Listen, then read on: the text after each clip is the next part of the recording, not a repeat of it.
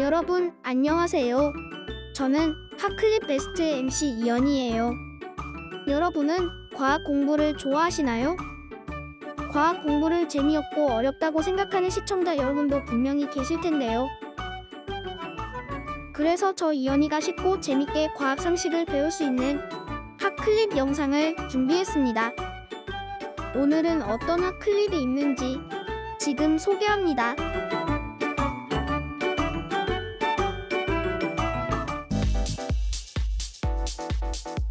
기술의 발달로 수많은 산업 현장에서 기계와 로봇이 인간을 대신해 일하고 있습니다.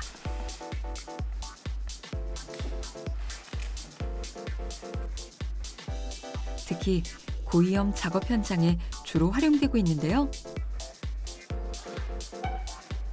하지만 여전히 사람의 손을 필요로 하는 현장은 존재합니다. 그래서 우리는 작업장에서 우리의 몸을 다치지 않게 보호할 기술을 끊임없이 연구해 왔는데요. 사람의 몸에 부착하는 외골격 타입의 이 로봇은 무거운 물건을 다루거나 고강도 반복 동작을 할 때 유용하죠. 신체 기능을 향상시켜주기 때문에 산업 현장뿐만 아니라 전투나 구조 작업 등 다양한 환경에 적용이 가능한데요. 이러한 형태의 로봇을 착용형 로봇, 웨어러블 로봇이라 부릅니다. 강한 체력이나 근력이 없는 사람도 충분히 강도 높은 일을 할 수 있도록 도와줌으로써 로봇 분야에 새로운 비전을 제시했고요. 그 기술력은 나날이 다양한 형태로 발전해가고 있습니다.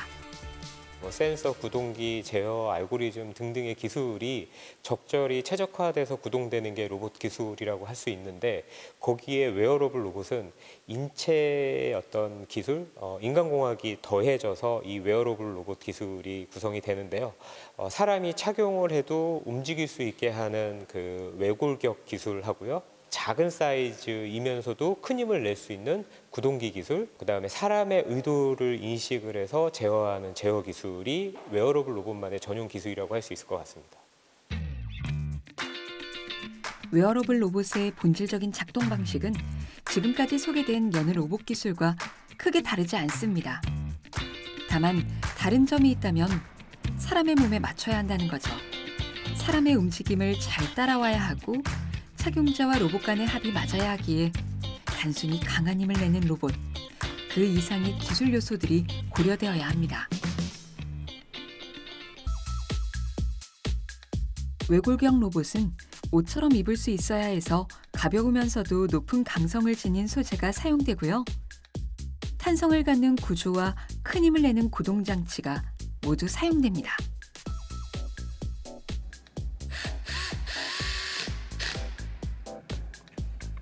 분야에 따라 작업 형태가 다르기 때문에 작업자의 몸에 맞는 맞춤 제작 또한 필요한데요.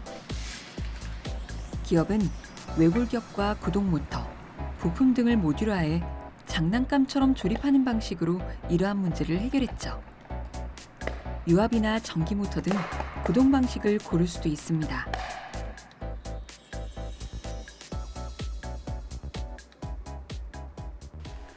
조립이 완료된 로봇의 성능을 확인해 볼까요? 일단 로봇이 작동하면 먼저 프리 모드가 적용됩니다. 이 상태에서는 작업자의 움직임에 부담이나 방해가 되지 않아 자유롭게 움직일 수 있습니다.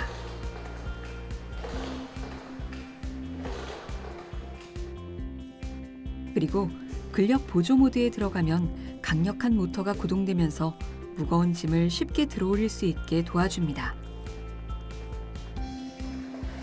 탑재된 고출력 구동기가 허리, 다리 등의 특정 부위에 힘이 가해질 때마다 근력을 보조해 신체가 받는 하중을 분산시켜주는데요.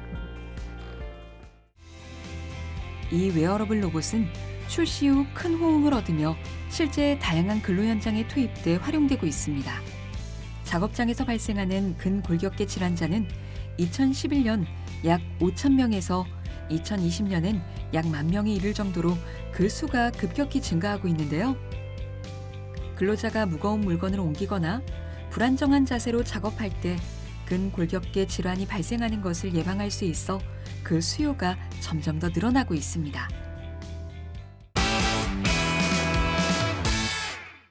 그런데 말입니다. 분명 카이사르가 4년마다 한 번씩 만들었다는 2월 30일 현재는 왜 존재하지 않는 걸까요? 누가 훔쳐가기라도 한 걸까요? 다시 로마. 달력을 개정한 카이사르의 노력은 시민들의 존경심으로 이어졌고 카이사르님 만세! 카이사르님 만세! 우리 이럴 게 아니라 카이사르님이 탄생하신 그 7월을 위대한 율리우스 카이사르님의 달로 지정해야 한다고 봅니다. 나는 관대하다. 뭐 그대들 뜻이 그리하시다면 허하노라.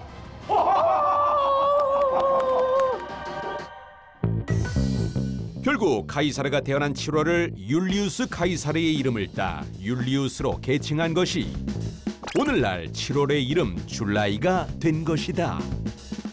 그러던 몇 년 후 로마 제국의 초대 황제 아우구스투스가 집권하게 됐는데 그는 카이사르의 양자이자 일찍부터 그의 후계자로 정해진 인재였다.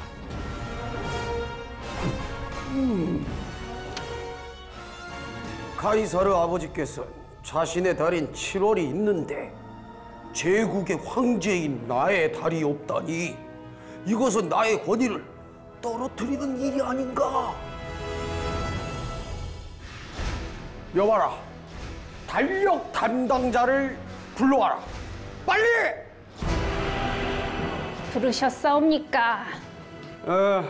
당장 나의 달을 만들거라. 예? 예. 그렇다면 그 황제 폐하의 탄생일이 있는 그 8월은 어떻사옵니까? 잠깐만. 그 카이사르의 달은 7월. 7월은 31일까지인 큰 달인데 집의 달인 8월은 30일까지밖에 없는 작은 달 아니냐. 이래서 나의 권위가 살지 않지. 당장 하루를 추가하게. 예? 아이고 그러면은 아주 큰 혼란이 생깁니다요. 그러면 그 마지막 달에서 하나를 빼오면 되겠네. 예? 결국 아우구스투스는 마지막 달이었던 2월에서 하루를 빼와 8월에 붙였고 본인의 이름을 따 어거스트로 부르도록 명령했는데 그 결과 2월의 30일이 사라져버린 것이다. 여기까지 인류가 불확실성을 어떻게 이해하고 그 깊은 이해를 바탕으로 어떻게 통제해 나가고 있는지 설명을 드렸습니다. 하지만 현대 인류는 불확실성을 너무나도 잘 이해하고 있고 그렇기 때문에 때로는 불확실성을 직접 만들어서 활용을 하곤 합니다. 그리고 그 결과로서 이전에 갖지 못했던 새로운 기술을 개발하게 되죠.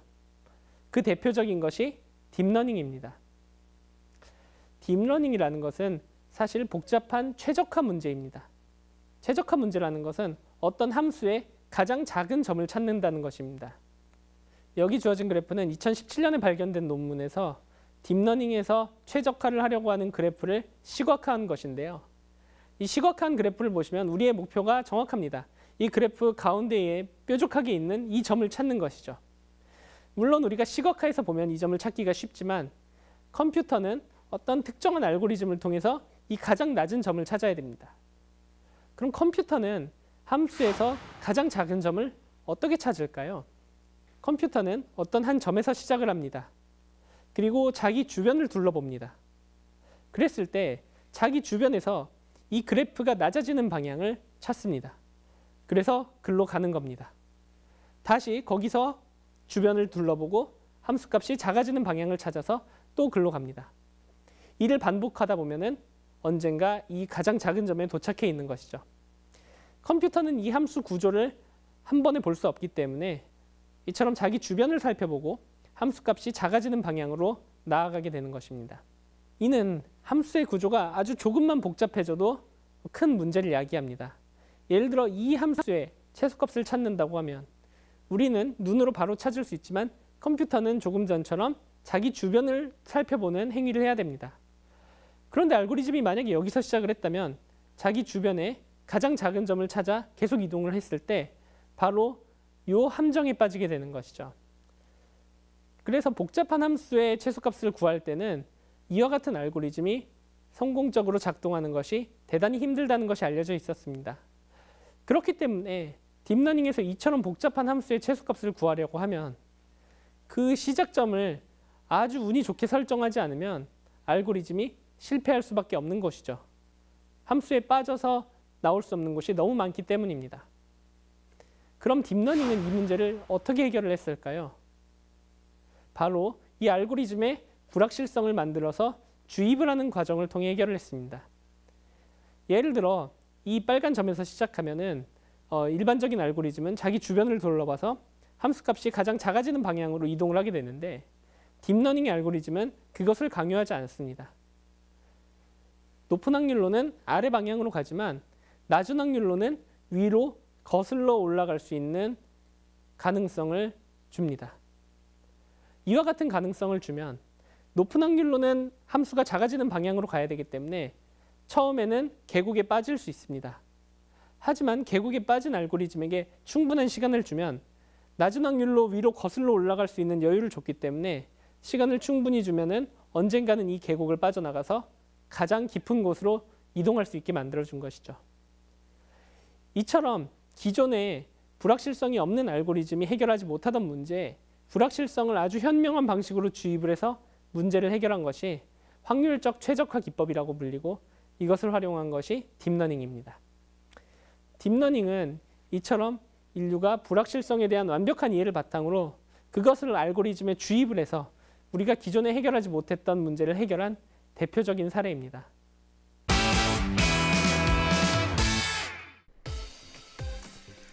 촉각을 전달할 수 있다는 상상은 말 그대로 상상 속에서만 존재하던 기술이었는데요. 이 놀라운 성과가 만들어낼 미래는 어떤 모습일지 벌써부터 기대가 됩니다. 정밀하게 작동하는 센서는 인간의 가장 민감한 감각기관 중 하나인 손끝에서 실제와 같은 촉감을 구현해 주는데요. 무엇보다 신경 신호의 패턴 학습을 바탕으로 한 인간 모사형 감각 시스템을 세계 최초로 개발했다는 데 더 큰 의미가 있습니다. 이 기술이 발전하고 꾸준히 성장한다면 멀리 있는 물체를 실제로 만져보는 느낌을 얻을 수 있고요.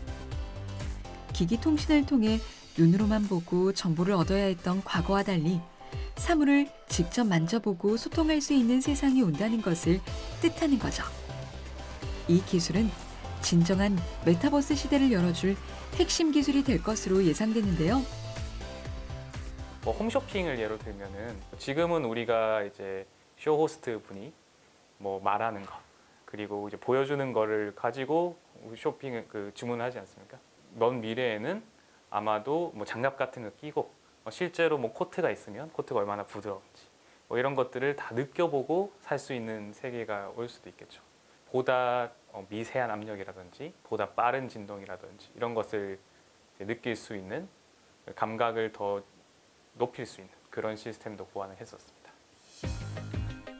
이제 우리는 상상력을 더 넓혀볼 수 있습니다. 이 기술이 고화질의 카메라, 고성능의 음향장치와 연결된다면 인간이 가지고 있던 감각보다 훨씬 더 광범위한 정보를 얻고 인식할 수 있게 된다는 거니까요. 그런 세상이 진짜 가능할지 모른다는 상상. 생각만으로도 짜릿한데요. 사람이 어떤 이번에 코로나 환경에서도 결국에 바이러스에 의해서 쉽게 인간이 위협받을 수 있다는 것도 알게 됐는데 사실은 어떤 인간의 어떤 약한 모든 기능을 좀 더 다양한 측면에서 이제 향상시킨다면 어떤 인류의 어떤 존속을 생명을 더욱더 늘릴 수 있는 인간의 어떤 역사를 늘릴 수 있는 그런 측면도 있지 않을까라고 생각을 하고 있습니다. 인류는 위기에 닥쳤을 때마다 과학기술을 통해 해답을 찾아왔고 때로는 새로운 과학 패러다임으로 인해 삶의 방식뿐 아니라 사고도 바꿔왔습니다. 이제는 그 해답을 우리 안에서 찾으려고 합니다. 인간의 능력과 감각을 확장시킴으로써 진짜 새로운 가능성을 과학기술로 발견할 수 있을지도 모르니까요. 감각뿐만 아니라 우리가 할 수 없는 것을 할 수 있게 된다는 것은 우리가 세상을 인지하고 살아가는 방식을 바꾸는 거라고 생각을 하고요. 그게 인류의 진화의 방향이라고 저는 생각을 하고 있습니다. 그래서 이런 인간 증강이라는 것은 그런 경계를 허무는 하나의 과정이지 않을까라는 생각을 해보고요. 그럼으로 인해서 이제 우리가 좀 더 세상을 넓게 바라볼 수 있고, 그리고 좀 더 활보할 수 있고, 좀 더 많은 꿈을 꿀 수 있게 된다면 그게 굉장히 큰 가치가 아닐까요? 어떠셨어요? 흥미로운 내용들이 많이 있었나요? 여기서 끝이 아닙니다. 재미있고 알찬 핫클립 베스트 이어서 보겠습니다.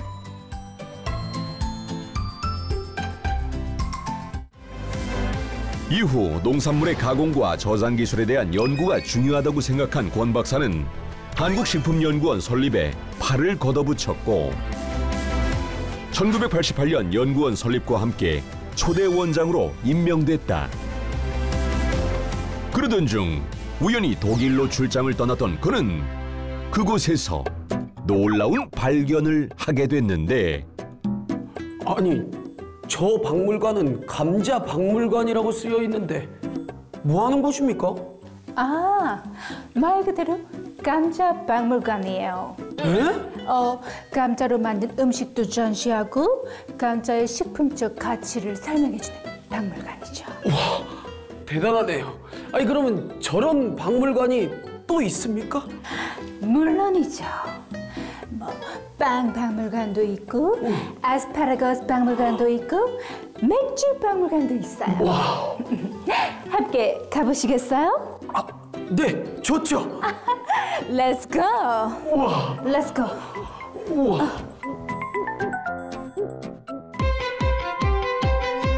그는 개별 농산물이나 식품에 대한 박물관이 있다는 사실에 큰 흥미를 느꼈고 돌아오는 비행기에서 한 가지 구상을 하게 됐는데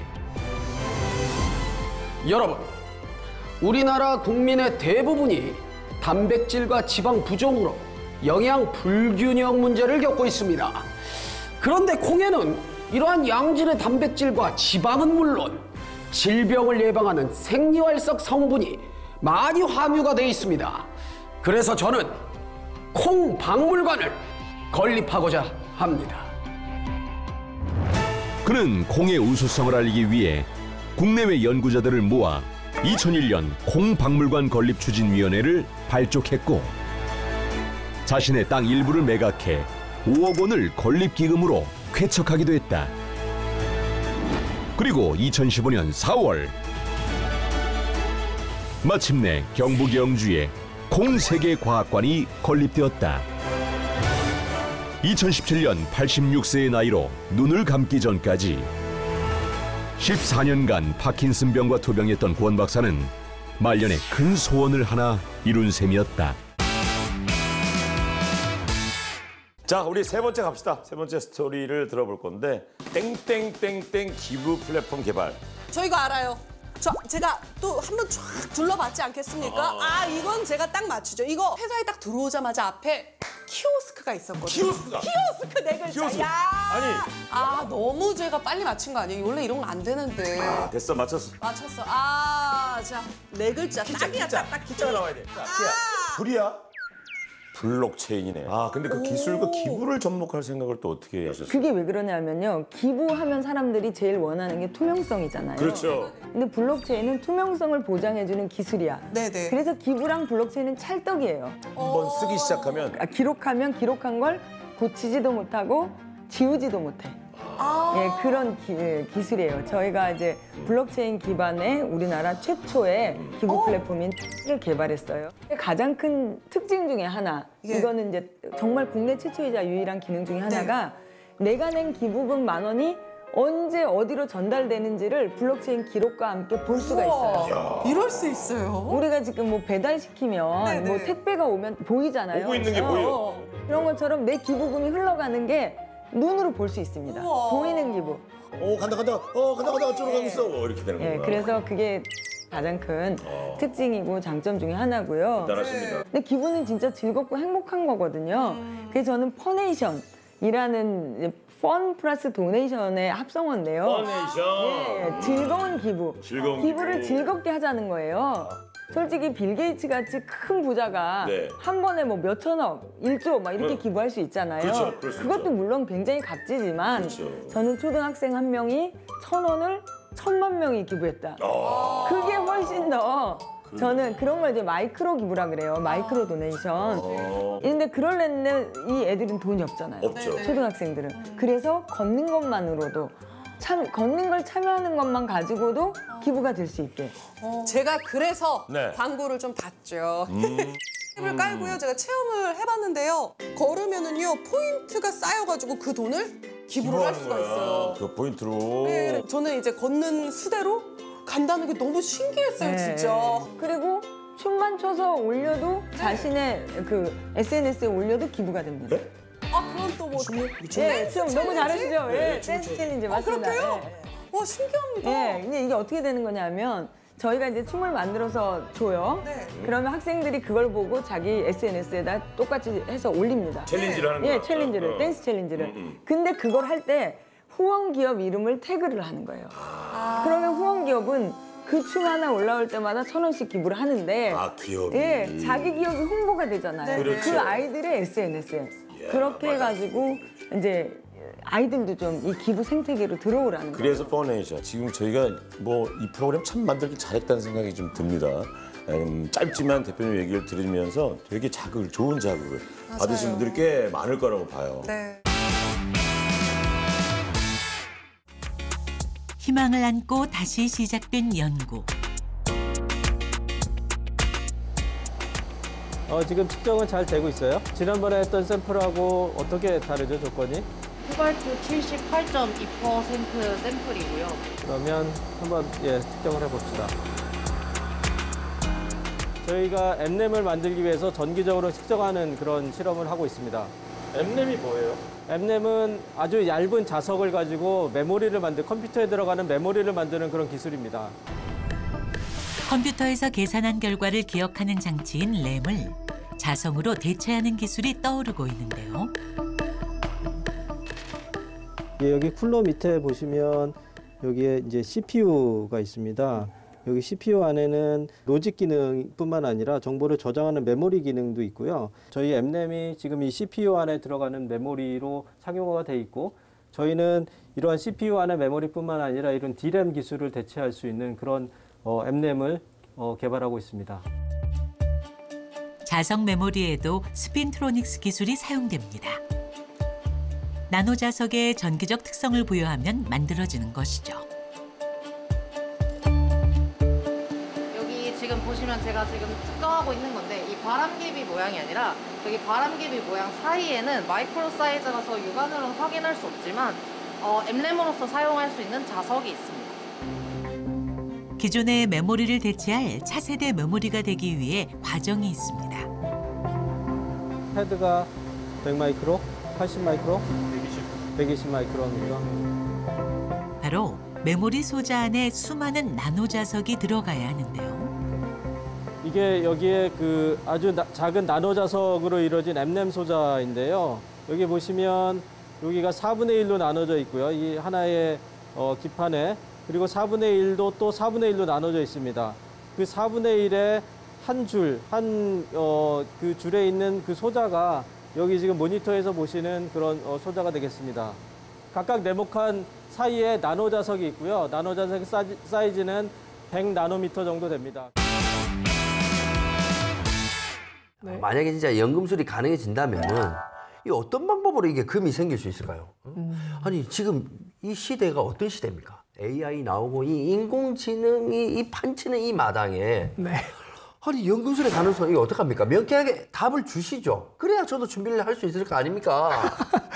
뭐 어떤 준비를 하시려는 건지 모르겠지만 그 연금술, 네. 금을 만든다라고 하는 게 상상만 해도 굉장히 황홀한 기술이잖아요. 네네.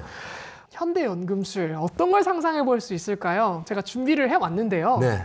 2012년 미국 미시간 대학 연구진이 특정 박테리아가 배설물로 순금을 내놓는 것을 발견을 합니다. 우와. 이 세균의 이름은 이름이 매우 어려워요. 쿠프리아 비두스 메탈리두란스. 네. 네. 세균은 지금까지 알려진 것보다 금속 내성이 25배나 강하며 우와. 독성 염화금 농도가 아주 높은 데서 잘 자란다고 하는데요. 연구진은 이 세균에 유례 없이 높은 농도의 염화금을 먹인 다음에 일주일이 지난 뒤 순금 알갱이를 배설하는 것을 확인했어요. 순금이 나왔어요? 네. 현대 미생물학과 연금술이 결합된 신연금술로 불리면서 관심을 모았지만 문제는 이를 재현하는데 어마어마한 비용이 든다는 단점이 있다는 것입니다. 야, 진짜 이 연금술의 키가 이 박테리아에 숨어 있었군요. 예? 네. 이게 어떻게 해야 되나? 그럼 이 앞으로 박테리아를 배양을 해야 되나? 어떻게 해야 되나? 이 박테리아가 정말 신비로운 존재들이 많은 것 같습니다. 네. 뭐 대표적으로 델프티아 애시도보란스라고 하는 박테리아도 있어요. 이 박테리아를 우리가 소위 연금술사 박테리아라는 별칭으로도 부르기도 하는데요. 네. 이 박테리아는 토양에 있는 다양한 어떤 금속 요소들 중 우리가 왜 금이 항균 작용을 한다라고 조금 알려져 있는 부분이 있잖아요. 맞아요, 맞아요. 그래서 금 이온을 끌어당겨서 몸 안에서 항균을 할 수 있도록 금 이온을 계속 모으는 그런 특징을 가지고 있다고 해요. 네. 그래서 이 박테리아를 활용해서 이제 금을 수집하는, 그래서 금을 이렇게 이용해서 만들어낼 수 있는 뭐 그런 연구도 동시에 진행되고 있다고 하는데요. 역시나 이것도 비용 문제 때문에 좀 어려울 것 같다는 느낌이 듭니다. 야, 참 박테리아랑 친해져야 되나? 이거 어떻게 해야 되나? 예? 요게 문제입니다. 언제나 수지타산에 맞아야 되니까요. 여러분, 핫클립 베스트 재미있게 시청하셨나요? 핫클립 베스트를 통해서도 과학 상식을 배울 수 있다는 것을 알 수 있었습니다. 다음에도 재미있는 과학 상식으로 찾아오겠습니다.